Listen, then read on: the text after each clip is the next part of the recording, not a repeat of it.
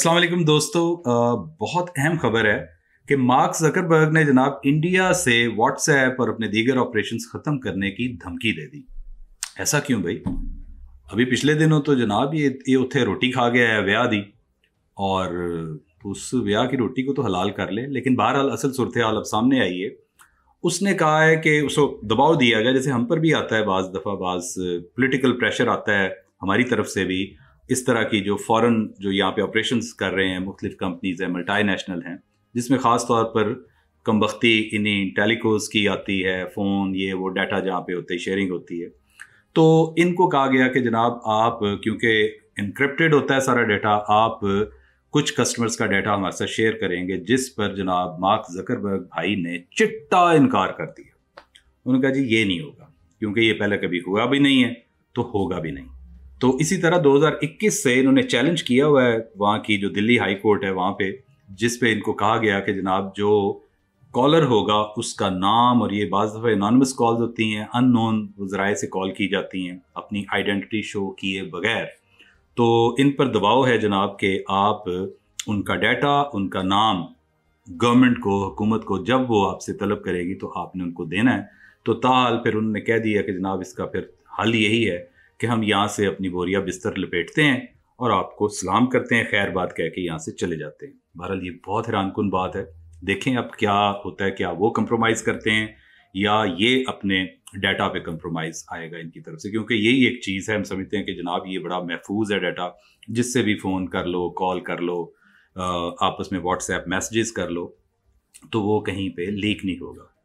अच्छा, दूसरी बड़ी मज़े की खबर है, आपको मैं पिछले वीलॉग्स में भी हमने बताया कि जनाब आजकल इमिग्रेशन रूल्स जो मुख्तलिफ कंट्रीज़ के हैं towards third world countries, mostly Pakistan, south Asian जो बाकी ममालिक हैं उनके लिए भी, अफ्रीका के लिए भी इंतहाई लीनियंट कर दिए गए हैं।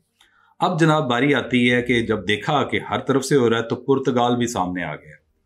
अब पुर्तगाल ने शेंजन वीज़ा के लिए ये कह दिया सबको कि जनाब मिनिमम जो स्टेटमेंट की रिक्वायरमेंट है ना, क्योंकि मैं ये देखता हूँ कि जब भी कोई विजिटर, स्टूडेंट या और कोई जिसने एम्प्लॉयमेंट वीज़ा या कुछ भी लेना है, तो उसके लिए जो रिक्वायरमेंट होती है बैंक स्टेटमेंट की, वो ही सबसे भारी होती है, और वो आम तौर पर लोग नहीं कर पाते, मीटअप नहीं करते हैं इस रिक्वायरमेंट को। उन्होंने कहा है कि जनाब इसका भी हम सदेबाब किए देते हैं। उन्होंने बहुत कर्टेल कर दी है। थोड़ा सा बताता चलूँ कि वैसे भी जो पुर्तगाल है वो विजिटर्स के लिए, सियाहत के लिए जो सयाह होते हैं उनके लिए इट्स अ हेवन। वो इस तरह कि एक तो वहाँ पे खाने पीने बहुत सस्ते हैं, रिहाइश, होटलिंग वगैरह, रेस्टोरेंट इंतहाई सस्ते, कम दामों बंदा अफोर्ड कर लेता है, और ये इस हवाले से बहुत मशहूर है। फिर अपने जो इनके मतलब वहाँ पे हिस्टोरिकल प्लेसेस हैं, उसके अलावा इनकी खूबसूरत बीचेस हैं और इंतहाई पुरशिको इमारत। उनकी वजह से पुर्तगाल, लिस्बन है इसका कैपिटल, बहुत ज़्यादा मशहूर है। तो ये कहते हैं कि जनाब के 74 यूरो एक दिन का ख़र्चा है। उन्होंने फार्मूला कैसे बनाया, एक तो उन्होंने कहा जी 80 गालबन यूरो हैं वीज़ा फ़ी, वो आपने देनी है। उसके अलावा ये है कि 74 यूरो पर डे अगर आप बर्दाश्त कर लेते हैं फॉर 30 डेज़, तो वो अगर हम उसको PKR पाकिस्तान रुपीज़ पे मल्टीप्लाई करें तो ये बन जाता है 6,72,000 रुपया। जस्ट 6,72,000 अपनी स्टेटमेंट में शो करें और यूं गए जनाब आप पुर्तगाल। और शेंजन वीज़ा ज़ाहिर है वहाँ से आप मूव कर सकते हैं आगे यूरोपियन डिफरेंट कंट्रीज़ में। तो बहरहाल ये एक बड़ी खुशाइन बात है, क्योंकि मैंने जैसे पहले अर्ज़ किया है, दीगर ममालिक की तरह, जैसे हमने एक वीलॉग में बताया था कि जनाब न्यूजीलैंड ने टीचर्स के लिए बहुत ज़्यादा एक ओपनिंग कर दी है।